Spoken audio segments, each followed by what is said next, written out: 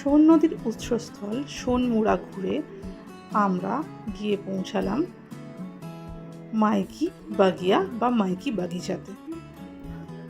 কথিত আছে যে এইখানে মা নর্মদা বাল্যকালে খেলে বেড়াতেন। মা নর্মদার পুজো করার জন্য তার প্রিয় ফুল ও ফলের গাছ এখানে লাগানো হয়েছিল। এখানেও সোনমুড়ার মতো প্রচুর সিঁড়ি করা রয়েছে নিচের দিকে নেমে যাওয়ার জন্য।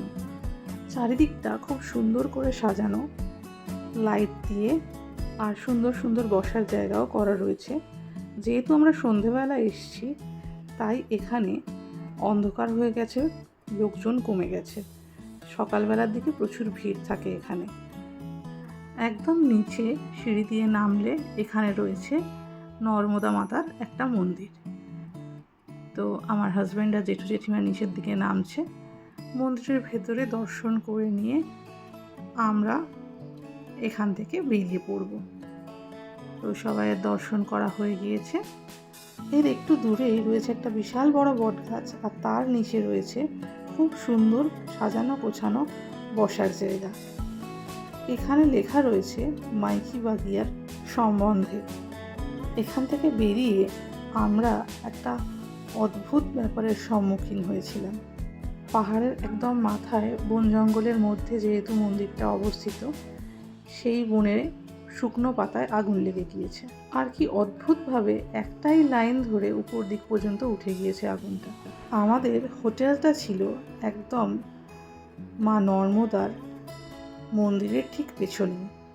আমরা যখন হোটেলের কাছাকাছি পৌঁছেছি তখনও সেরকম একটা রাত হয়নি, তাই ভাবলাম মন্দিরটা একবার ঘুরে নেওয়া যাক। মন্দিরে ঢোকার গেটের উপরেই লেখা রয়েছে নমামি নর্মদা। ঢুকে যখন বসলাম আমরা, চারিদিকটা অপূর্ব সুন্দর লাইট দিয়ে সাজানো। প্রধান মন্দিরটা ছিল নর্মদা মাতার, আর তার চারপাশে আরও অনেক মন্দির রয়েছে, যেগুলো মহাদেব, রাম, সীতা আরও অন্যান্য দেবদেবীর। এই মাঝখানে রয়েছে একটা কুণ্ড, সেই কুণ্ডকে ঘিরেই গড়ে উঠেছে এই মন্দিরগুলো। কথিত আছে মহাদেবের ঘাম থেকে মা নর্মদার উৎপত্তি। বিন্ধ্য ও সাতপুরা পর্বতমালার ঠিক মধ্যিখানে অবস্থিত এই মন্দিরটা। এই কুণ্ডটা যেটা দেখতে পাচ্ছেন, এটাই নর্মদা নদীর উৎসস্থল। ঠিক মাঝখানে রয়েছেন মা নর্মদার একটি মূর্তি। চারপাশে রয়েছে সবুজ অরণ্য, আর তার মাঝখানে নিস্তব্ধতার মধ্যে গড়ে উঠেছে এই হিন্দু মন্দিরটি। এই কুণ্ডটির চারপাশে বসার জায়গা করা রয়েছে। কিছুক্ষণের মধ্যে শুরু হবে মা নর্মদার সন্ধে আরতি। এই কুণ্ডটা ঘিরে সবাই বসবে।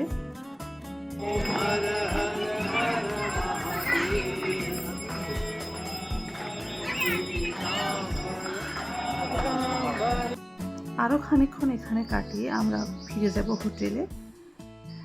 আজকের ভিডিওটা কেমন লাগলো অবশ্যই কমেন্ট করে জানাবেন, আর যদি ভালো লাগে অবশ্যই একটা লাইক করে দেবেন।